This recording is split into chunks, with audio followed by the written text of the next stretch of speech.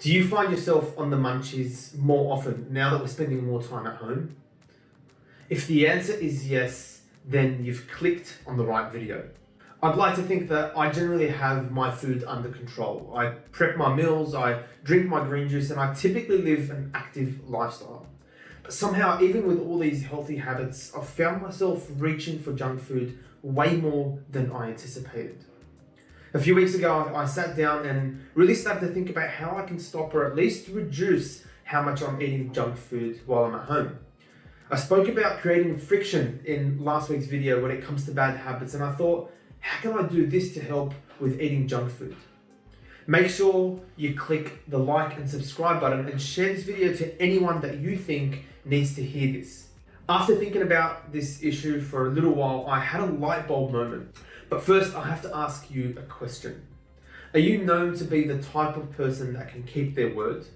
If you make a verbal contract or promise with yourself, how likely are you able to keep it?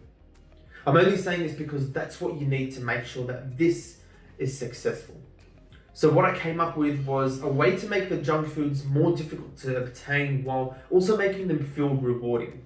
It's not what you think. I didn't put them in harder to reach places or remove them. I simply made a promise that I would complete something before I'm able to treat myself. This is how it works. Let's say I'm sitting on the couch watching Netflix and the usual trigger occurs where I feel like a Tim Tam. Now, if you don't know what Tim Tams are, you haven't yet lived life. So I'll let you search that up and discover. And usually I'll get them straight out of the fridge and maybe a jar of peanut butter and dive straight in. Now, this is where that all stops. Imagine that same scenario, except just before I reach for the Tim Tams, I have to complete a simple exercise. It starts with 10 sit-ups, 10 push-ups, 10 burpees, and 10 body squats. What this means is that there is some resistance or friction for me to start munching on the junk food, but it doesn't stop there. I want to introduce Chwazi. I think that's how you pronounce it. This app is designed to help solve common problems when it comes to choosing. For example, if two people are fighting over the front seat of a car, they can place one finger each on the screen and it picks one person. I thought maybe I can use this to make it even harder to eat the junk food. So I basically added this to the process. When I complete the exercise, I place my middle finger and my index finger on the screen. And if my index finger is selected, then I get the Tim Tams. But if my middle finger is selected, then you know what that means.